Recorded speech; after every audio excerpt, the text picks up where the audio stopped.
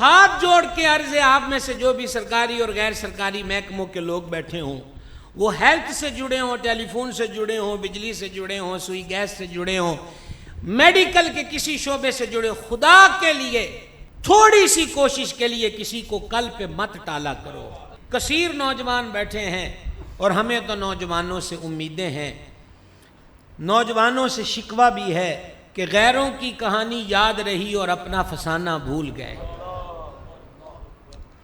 آج کے اس پرفتن دور میں اگر کوئی برطانیہ کا وزیر اعظم اپنا ٹیچی کیس اٹھا کر گاڑی میں رکھے تو ہم وہ تصویر بھی فیس بک پہ لگا کے کہتے ہیں دیکھو کتنا بڑا آدمی ہے اور اپنا بیگ خود اٹھا رہا ہے۔ بطخیں سڑک سے گزر رہی ہوں اور کسی نے گاڑی روک دی ہو، وہ فوٹو بھی فخر سے لگاتے ہیں۔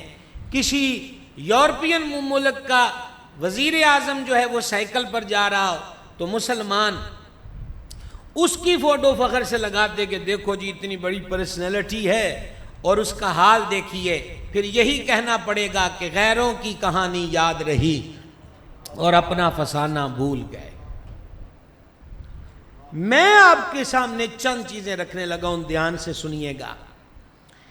سب سے پہلے یومیہ خرچ جو آج بھی یورپ اور امریکہ میں رواج ہے گورنمنٹ کی سطح پر کہ چھوٹے بچوں کا پر ڈے کے حساب سے خرچہ گورنمنٹ پے کرتی ہے، اس قانون کو نافذ کرنے والی ہستی کا نام سرکار فاروق اعظم ہے۔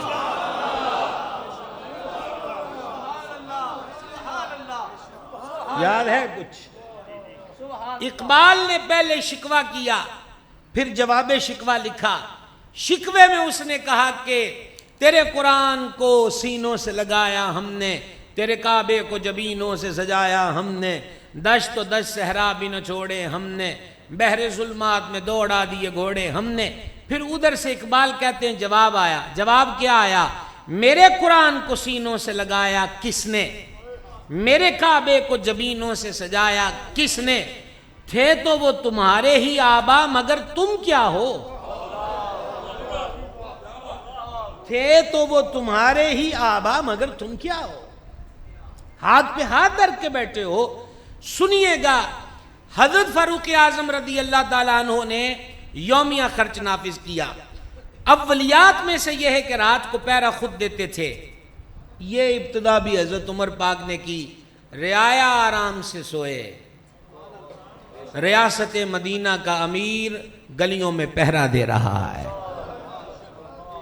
رات کو ایک گلی سے گزر ہوا، گھر سے بچے کے رونے کی آواز سنی اور آپ کہتے گزر گئے رب کی بندی اس کو چپ کرا۔ تھوڑی دیر بعد پھر اسی گلی کی باری آئی تو بچہ رو رہا تھا۔ اللہ کی بندی یہ اب تک کیوں رو رہا ہے، اسے چپ کرا۔ گزر گئے، تیسری بار آئے تو جلال میں آئے، تو کیسی ماں ہے بچے کو چپ نہیں کرا سکی؟ اس نے اندر سے جواب دیا کہ ہم نے اس کا دودھ وقت سے پہلے چھڑا دیا ہے، کیونکہ ہمارے امیر المومنین عمر نے یہ قانون بنایا ہے کہ جو بچہ ماں کا دودھ پینا چھوڑے اس کو بقیہ ایام کے خرچے گورنمنٹ مہیا کرے گی۔ ہم وہ یومیہ خرچ لینے کے لیے وقت سے پہلے دودھ چھڑا دیتی ہیں۔ حضرت عمر پاک نے جواب میں یہ نہیں کہا کہ اس کو سزا دیں، اس کو جیل میں ڈالیں، اس نے وقت سے پہلے دودھ کیوں چھڑایا، نہیں، یہ سن کر آپ کے غلام کا بیان ہے۔ ساری رات حضرت عمر روتے رہے اور پتہ ہے کیا جملہ کہا؟ رو رو کر کہتے رہے عمر نہ جانے تیری وجہ سے کتنی ماؤں نے اپنے بچے ہلاک کر دیے ہوں۔ اب فجر کی نماز پڑھائی تو وہ بھی روتے روتے، اور جب سلام پھیرا تو رعایا کی طرف رخ کر کے کہا جاؤ گھروں میں جا کر پیغام دے دو، بچہ ایک دن کا بھی ہو ہم خرچہ دیں گے، وقت سے پہلے دودھ نہ چھڑایا جائے۔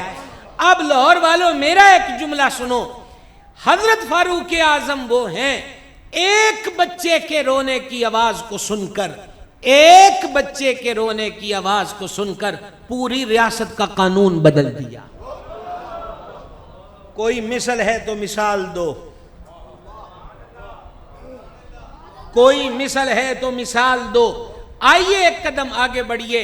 یہی رات کا وزٹ ہے، ایک شہر ہے، آپ کہہ لیجئے کہ شہر سے باہر روٹ پہ نکلے، دور ایک گھر سے آگ جلنے کی جو لو ہوتی ہے، روشنی ہوتی ہے، وہ نظر آئی۔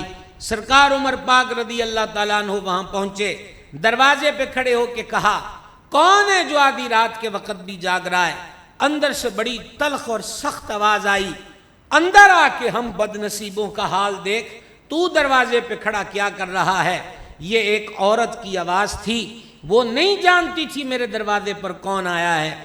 حضرت عمر پاک اندر گئے، دیکھا 2-4 بچے ہیں، خالی ہنڈیا چولہے پر ہے، وہ اس میں چمچ پھیر رہی ہے، بچے حسرت کے ساتھ ہنڈیا کو دیکھ رہے ہیں کہ کب کچھ پک کر نکلے گا اور ہم کھائیں گے۔ فرمایا کیا ماجرا ہے؟